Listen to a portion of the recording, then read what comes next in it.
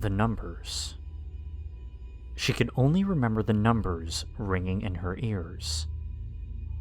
It was the last thing she heard after waking up in the hospital 3 days after the attack. Casey Hotz was a sophomore at Kaiser University studying journalism in Miami, where she was investigating the ongoing disappearances in the California wilderness. A documentary had surfaced on the internet regarding an urban legend only known to locals in the area as the Behemoth. The footage in question was shrouded in mystery. A group of kids wanted to debunk the myth of the creature, only for it to turn into a crime scene when local news outlets reported the murder of Benjamin Henderson, and that the convicted suspect was now on the run. Matthew Bernthal. It was the reason for her expedition. Having the original footage not taken down, despite what had unfolded over the summer, made it all the more strange. She watched the whole thing, taking notes and analyzing every bit of detail as she followed the timestamps and slowly put together the pieces.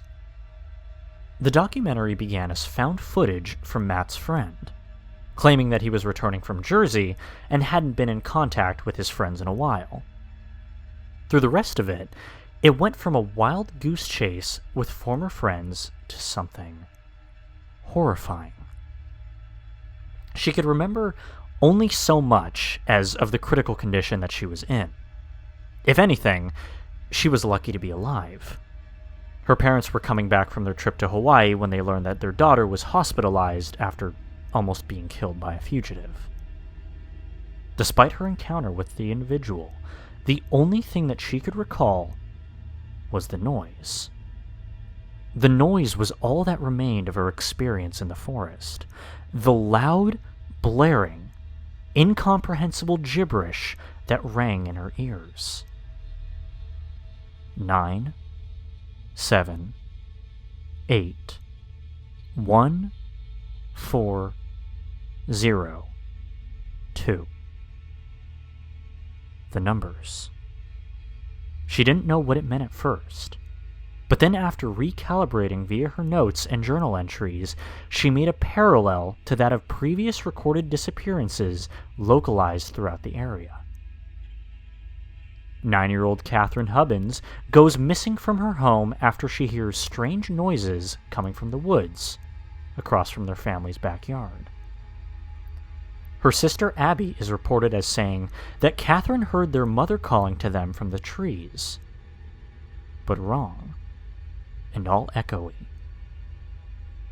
The only evidence she had to back her findings were the almost illegible archives of newspapers from the late 70s to early 90s, and any digitized copies of whatever was left from outdated news sources.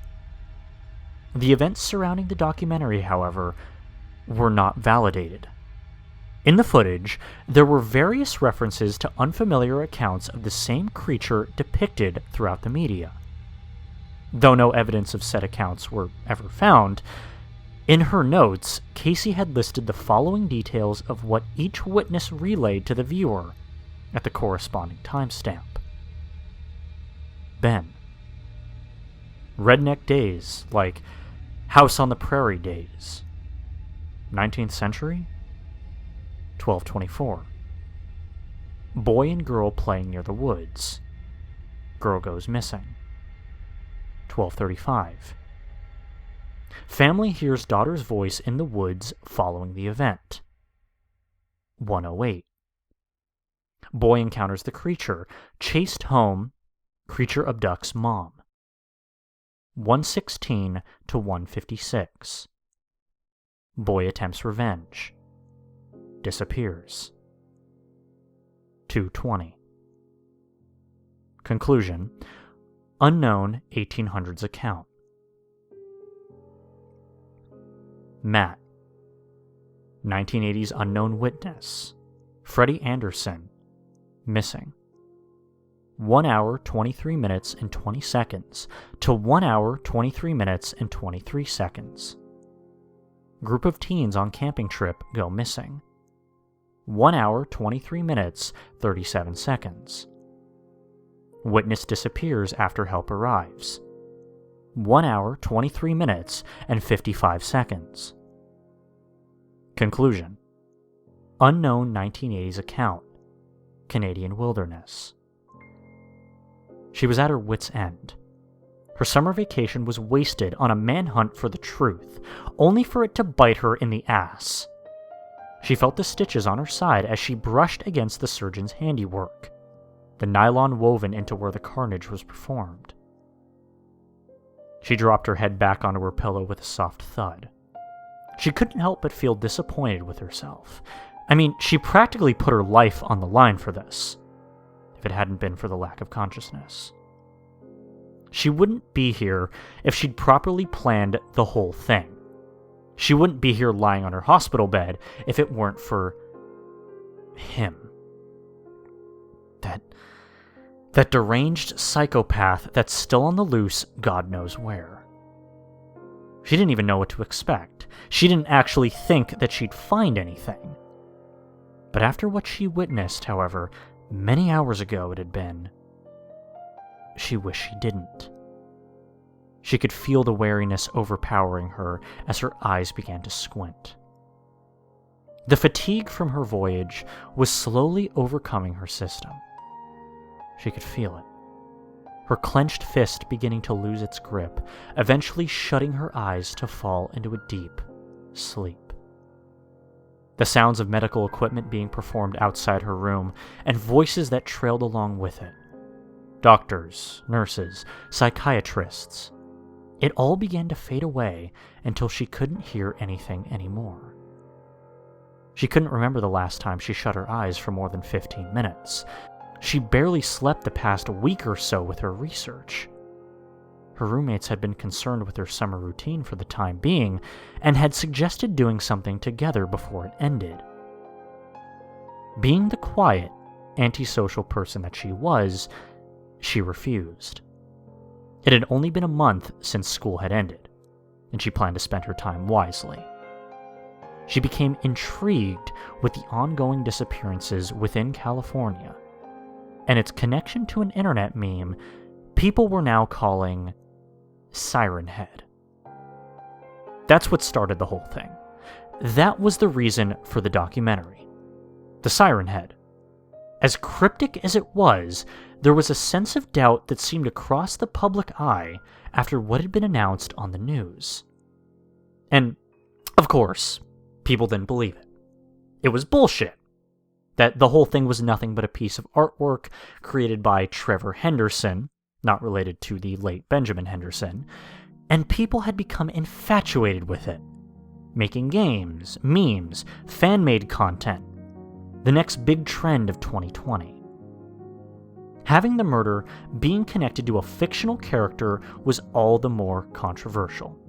Yes, at the time, the artwork inspired by the Behemoth, or at least what the locals in California have called it, was basically their take on national folklore like Bigfoot or Loch Ness. There wasn't a single person in the area at that time that didn't know what Sirenhead was. After the miscellaneous accounts and stories inspired by the monster, people had come to a mixed understanding. For one, it was something stupid people had conjured up on the internet and nothing more. But the other side of the story had remained untold. This was when Casey came into play. What was later relayed to the police became the resurgence of a cold case that was reopened shortly after her consultation. To the media, it was the backlash of everyone and their mother within local residents and plenty of hot takes. After all, no one believed something so fictitious as a 40-foot-tall humanoid creature, whatever it was, roaming the countryside in plain sight. And to this day, the memory remained etched in her mind.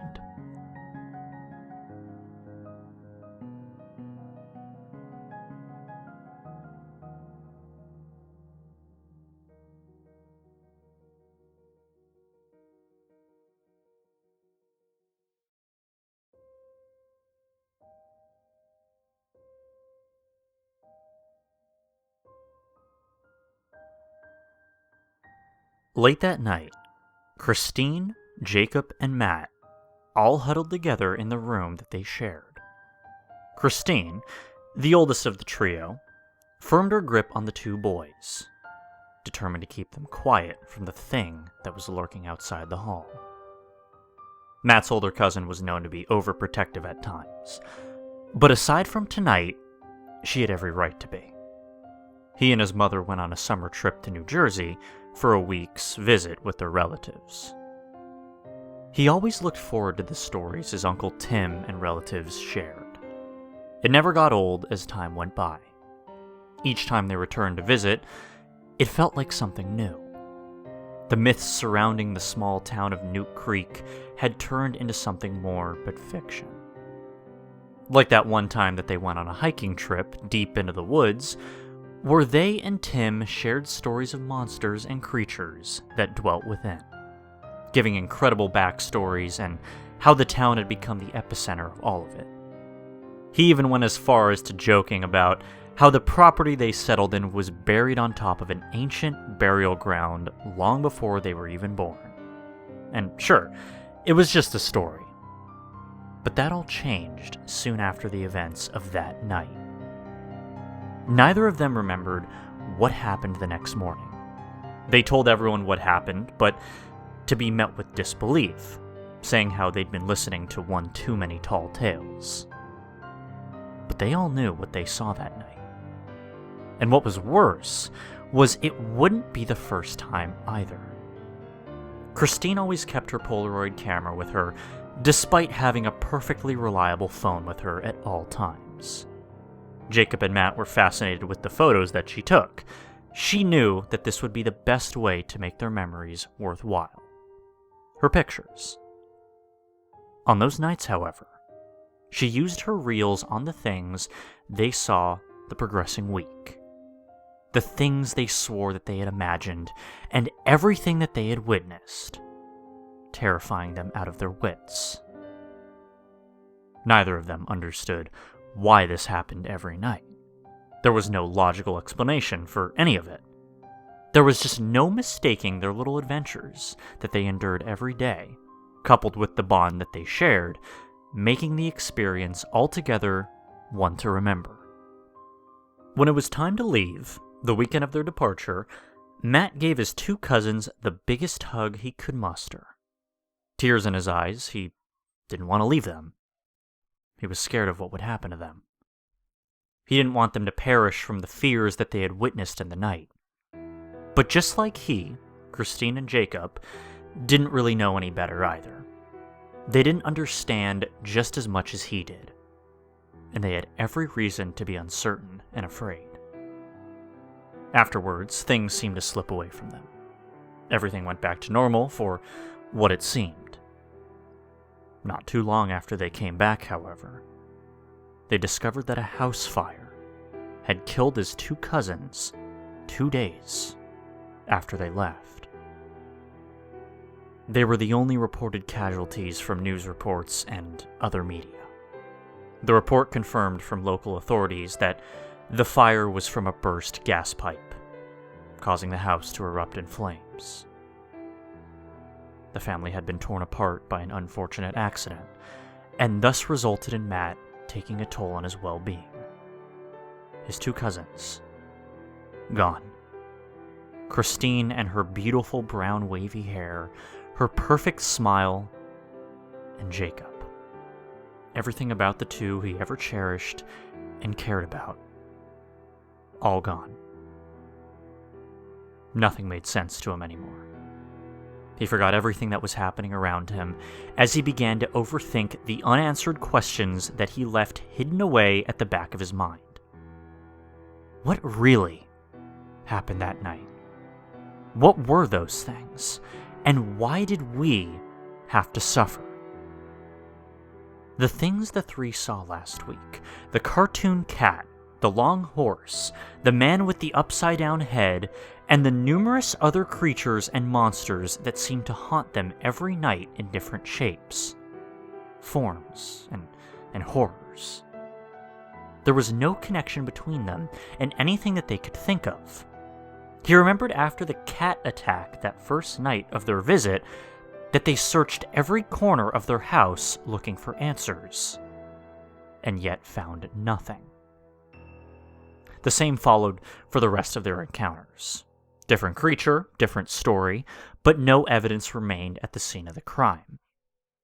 Jacob, the smart one of the trio, at the time theorized that the stories Tim was making up for the tradition was loosely inspired by ancient history within the town that no one really knew about or cared to even remember.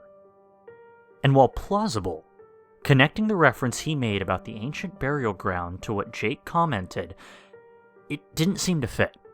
That wouldn't explain why the things they had seen that night would come for them, or even why anything had to associate or relate to them at all. The time following, Uncle Tim and Matt's relatives were rarely heard from again. Usually it was just a brief text message or email, but aside from that, nothing. Their loss was just too much. Delilah didn't blame them, but she couldn't necessarily do anything to help. She instead kept insisting that they stay over the summer, but to no correspondence or hasty replies. It was like as if everything began to fall on deaf ears for everyone now. Their world just came crashing down. And hard. Within that window, Matt was arrested after losing control of himself, causing a public episode, being hospitalized and further traumatic experiences that made him a changed man. He had completely forgotten about his friends that lived nearby because of the dilemma that he had on his plate. He wasn't going to let this go. He needed to find answers. And when he turned 18, just 2 years later, he went back to Jersey, where their house had burnt down, only to find a brand new establishment, leaving no trace of remnants behind, and a cryptic symbol engraved on a tree within its backyard. A single line, followed by 2 triangles, one on top of the other, on the opposite side, with both pointing inward. It resembled a siren. And to him, it had to be a callback to one of the creatures in Tim's stories. But he didn't remember. Not too long after his experience, his memories began to blur. Details began to mix and collide with others. He began to find it difficult to recall what he accurately remembered and just couldn't. It drove him insane. His mother had to move out because of his nature, leaving him on his own. He didn't care.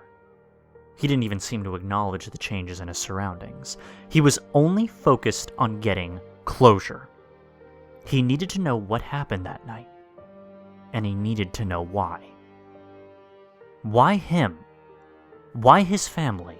Why any of this at all? Unfortunately, there was no comeuppance for him. Until when he came back from Jersey for the 3rd time in a row that his old friend Ben texted him with several videos of himself documenting the legends of Sirenhead. And the rest? Well, the rest was history.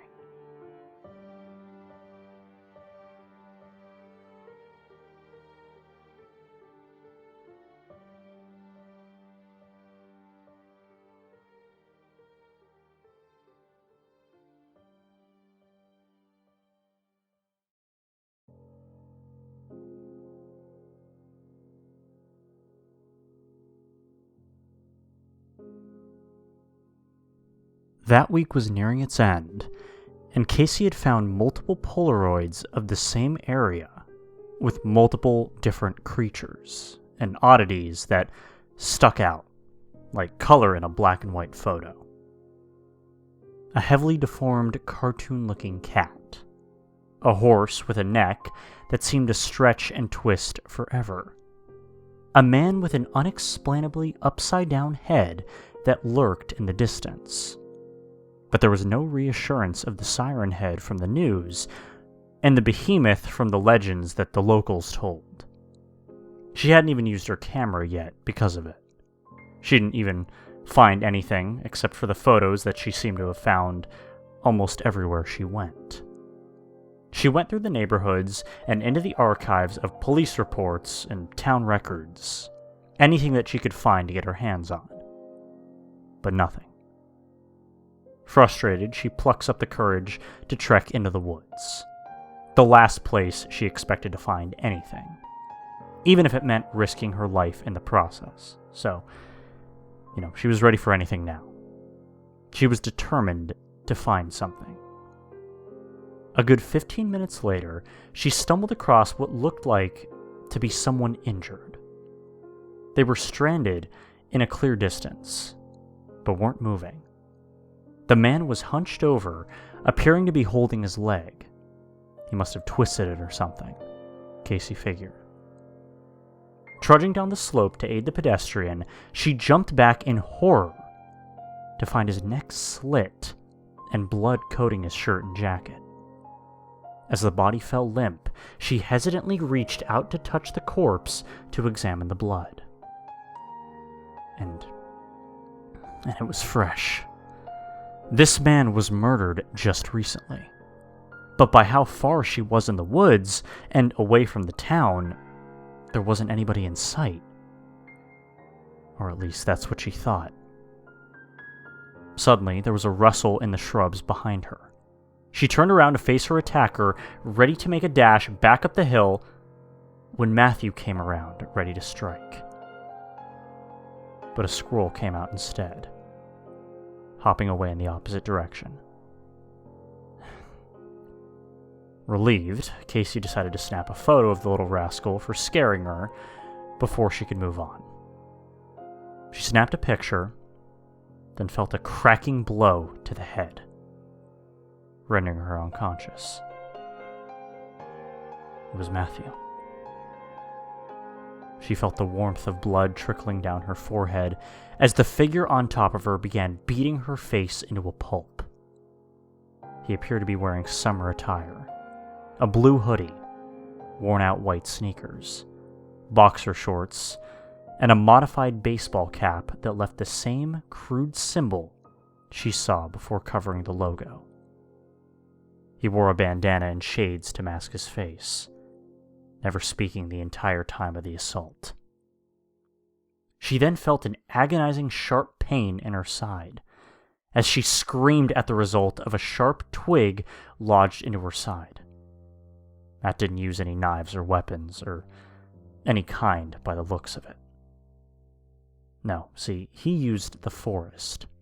He used whatever he could for his arsenal. He made tree bark into stakes. He used twigs and pebbles or rocks for slingshots, and whatever he could do to make it all the more lethal. He tried to muffle her voice to snuff out any cry for help, but she managed to get a good kick in to knock him back, making him stumble onto the ground, dropping a photo album and his disguise, revealing his hideous face. Matthew was no more. No, he was pale, and had appeared to have lost a few pounds. His eyes dropped with exhaustion, revealing stretch marks and heavy banks under his eyes. Scruffy beard and bloody teeth and mouth. He winced in pain. His grimace, though, turned into a smirk, realizing how smart this girl was. He didn't speak the whole time he was with her. The twigs still lodged in her side, she began to lose her vision, remaining her eyes locked onto the individual that was once Matt.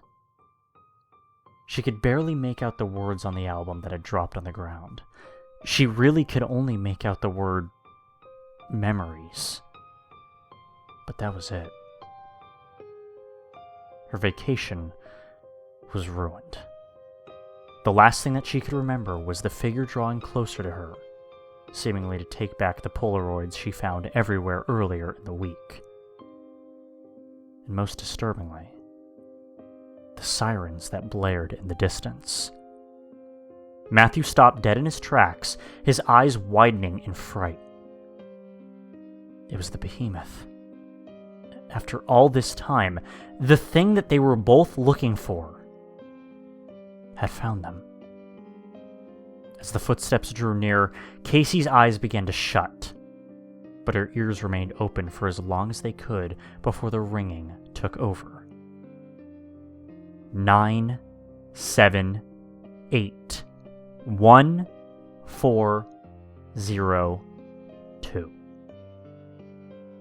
With each thud of the behemoth coming closer and closer, the gibberish the sirens rang out of its head began to get louder and louder and louder. Matthew turned his head back to Casey one last time before darting off further into the woods, leaving behind the photo album. The footsteps seemed to be getting softer and softer, as if it had just passed her. Did it? Did she just imagine the whole thing? No. She couldn't have. She was just taken by surprise. After that, she blacked out completely and was left for dead. If it weren't for later witnesses who arrived just before she succumbed to her injuries, she would have died there. But she didn't. No, she told her story. She told everything she could later to the police and the media later that day when she woke up again in the hospital, remembering everything about the encounter. She described Matt's features, the photo album that they recovered, and how the photos might have been connected in the first place to her unknowledge. While she didn't get all the answers she was looking for, she did get the closure that she needed. Matt was indeed alive, but far from the person he used to be. The memories that betrayed him turned him into something that he wasn't, someone he couldn't be. It would be another 3 days until Casey was released from the hospital to return home to her parents. But she would never forget that day. The memory remained etched into her mind. And as for the behemoth, well, that was something she chose to ignore for now. She didn't have any answers as to what that was. She didn't know if it really was the same creature as the locals had been telling for centuries this whole time. She really didn't know. What she did know, however, was that Matthew was still out there. The maniac that she would later call Mad Matty. The boy whose life was ruined by the monsters that lurked beneath the town. And the memories that betrayed him as much as it betrayed her. The police never found him after her interrogation. And to this day, he remains missing. If he ever was found, well, he is to be wanted for murder and to be sentenced for 15 years in prison. If they ever found him.